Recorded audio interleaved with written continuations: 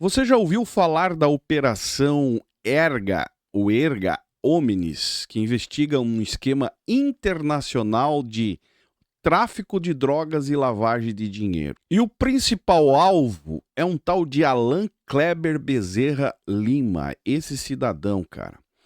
Olha só o que o delegado explica sobre o caso. Quem é o líder da... O líder se chama Alan Kleber. Ele se disfarçava como uma espécie de evangélico. Ele frequentava uma igreja evangélica na região do Zumbi dos Palmares. Ele usava as roupas da igreja evangélica. Em uma ocorrência anterior, ele escondeu drogas dentro dessa igreja evangélica. E nós temos um outro alvo que também morava dentro de uma igreja evangélica. Então, o que nós percebemos... Presta atenção, um outro que morava, isso quer dizer dentro de uma igreja evangélica, no pátio de uma igreja evangélica, seria um pastor? É que esse grupo criminoso utilizava igrejas evangélicas para poder se esconder da polícia, como uma espécie de disfarce, de camuflagem social, para que eles não fossem facilmente identificados pela polícia.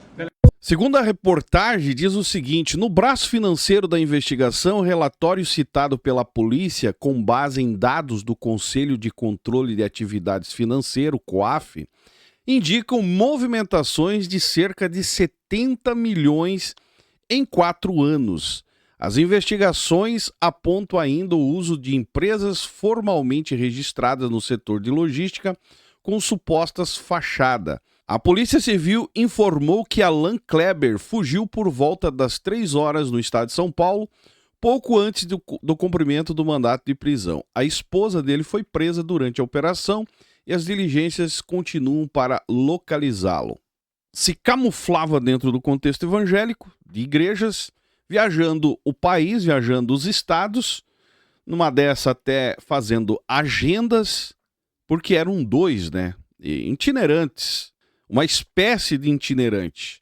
Mas a correria era um outro foco, era distribuição de drogas, meus amigos.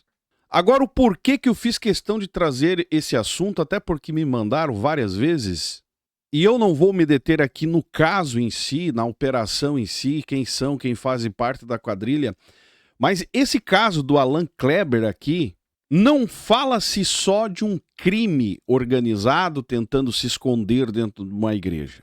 Mas sim, meu amigo, fala de um contexto onde o ambiente chamado igreja, contexto evangélico, se tornou favorável a esse tipo de pessoas.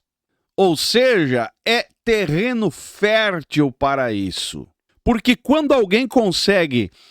vestir terno, gravata, carregar uma Bíblia debaixo do braço e frequentar uma igreja, no caso ele aqui na região de Zumbi dos Palmares, em Manaus, né? E consegue passar-se como um exemplo de um cidadão de fé, quase que alguém puro, santo. Nessas alturas não é apenas a ousadia do criminoso em si, mas sim é a fragilidade moral do sistema religioso que acolhe sem questionar ninguém.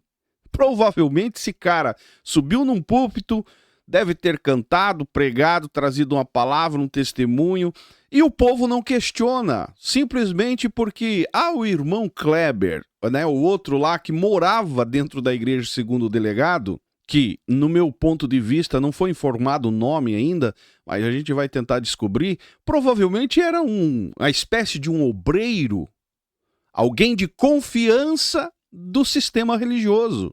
E o porquê que isso acontece, cara, é pelo fato de que é exatamente o que a gente vem falando há muito tempo aqui no canal. Quando um líder religioso acaba acumulando escândalos financeiros, né, uma instituição religiosa acumula escândalos financeiros, casos imorais abafados pelo próprio sistema para não causarem o tal de escândalo, alianças políticas obscuras nos bastidores sem transparência para o povo e fazendo todo tipo de atrocidade, crimes cometidos por próprios líderes reconhecidos, imoralidade cometida pela própria liderança reconhecida, E diante disso tudo, continuem intocáveis, porque são os anjos, não pode se tocar no ungido.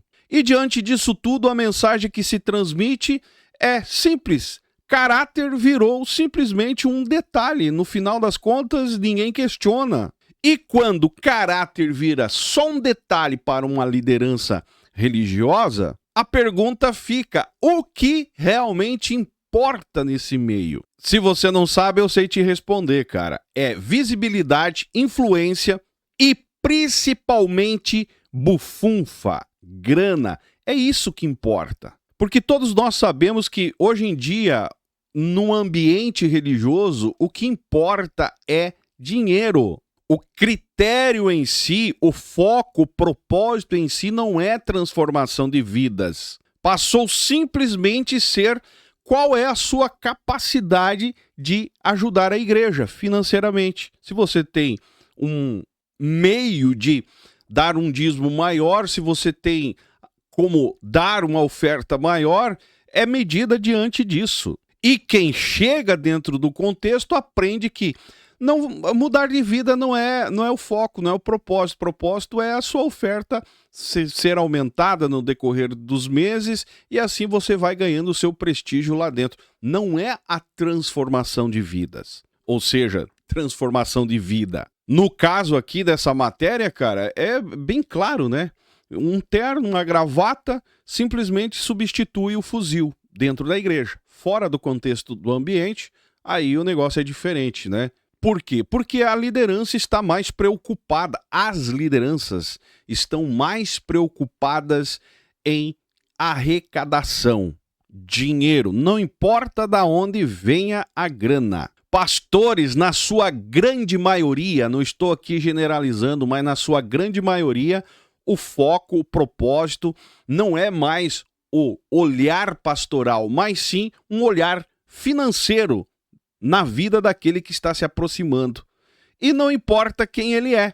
Ah, mas a igreja é para abraçar todo mundo, Zay. Ok, mas a transformação é esperada dentro do contexto. E aí as igrejas se tornaram agora esconderijo, né? Virou aí uma espécie de território do crime organizado, onde eles podem se camuflarem e viajar, se envolver no Brasil inteiro, distribuindo as suas mercadorias e serão tratados como irmão fulano. No caso, basta uma carta de recomendação, né?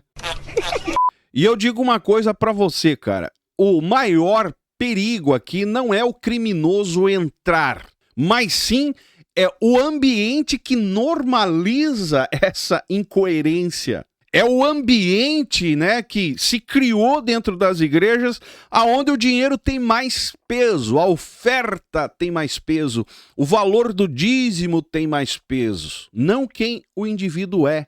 E quem oferta mais, vai por mim, cara, nunca vai ser confrontado pela liderança. Nunca será confrontado. Se você é um dizimista, né, ou talvez se você frequenta uma igreja e não dá o dízimo, provavelmente você não vai ficar aí porque será confrontado o tempo todo. Tem que correr atrás. Mas se você é um bom dizimista, dá uma analisada dentro do seu ambiente religioso aí, da sua igreja que você frequenta e depois tira suas próprias conclusões. Quem oferta geralmente não é confrontado pela liderança. Afinal, a grana, o dinheiro, né, é muito bem-vindo. E é exatamente o que nós falamos aqui há muito tempo no canal, cara. A fé virou uma mercadoria, a fé virou negócio. Então, né, o mercado acaba aceitando mais investidores no esquema, na roda que gira 24 horas em função de grana. Não importa a origem do capital, não importa quem é o cidadão, da onde veio essa grana. E quando é descoberto, a igreja é respaldada pela justiça, porque, né, não tem obrigação de rastrear de onde veio a grana. Mas eu penso que moralmente, cara, o pastor precisa estar atento. Quem lembra aí da oferta do Silas Malafaia, né, alguns anos atrás, recebeu 100 mil de um. No final das contas, saiu em suas declarações dizendo que né? Ele não é obrigado a saber quem é o cara que deu dinheiro. O negócio é receber a grana e fica tudo tranquilo. Ou seja, no meu ponto de vista, é imoral. E digo pra você, cara, se você faz parte de uma igreja onde a arrecadação é prioridade máxima, pode ter certeza que discernimento vai ser mínimo da parte do líder. E diante desse caso, né, a pergunta que fica, cara, não é apenas como que um faccionado, né, conseguiu se camuflar dentro da igreja. Muita gente é apavorado com isso. Mas a pergunta é bem clara, que é exatamente que tipo de ambiente sagrado, religioso, permite que isso aconteça, sem levantar qualquer suspeita no decorrer do tempo. Eu fui pastor e digo pra você, cara, é quase que impossível não levantar suspeita. E posso te afirmar, inocência da parte do líder que deixou esse cara, esses dois, né, esse tempo todo dentro do contexto, não existe, não é inocente. Porque é quase, não vou dizer totalmente, para não cravar 100%, mas é quase que impossível você não sacar algum detalhe que venha de estar acontecendo. Como que esse cara sobrevive? Da onde vem tanta grana? Quando o pastor aparece dizendo que não sabia, que não é obrigado... Cara, fica com o pé atrás porque o buraco é mais embaixo. E eu faço a pergunta para você, você acha ainda que igreja, ambiente religioso é um lugar seguro? Você acredita que esse meio ainda é um lugar seguro para a sua família, para você? Comenta aí embaixo se você concorda comigo. Se não concorda, tenta me convencer que igreja é um lugar seguro. Porque diante de tudo que a gente vê acontecer, e olha que nós não estamos falando aqui, né, de pedô e outros assuntos relacionados a essa área. Estamos falando aqui de traficante, meus amigos. E é claro que o ambiente religioso, né, no geral, não significa que a instituição está envolvida. Mas eu me pergunto aonde está o discernimento. Deus mostra tanta coisa e não mostra uma palhaçada dessa no final das contas. Encerro o vídeo dizendo para você, toma cuidado, cara, porque hoje em dia, infiltração com estratégia, né, do crime organizado virou coisa corriqueira dentro das igrejas. Uso de símbolos religiosos, inclusive no Rio de Janeiro tem a estrela de Israel, né, usada por um grupo de criminosos, né, como blindagem, usam como símbolos religiosos, como blindagem social, para ser aceito, não ser descoberto, virou coisa normal. E é claro que não estamos falando só sobre religião aqui, mas sobre poder.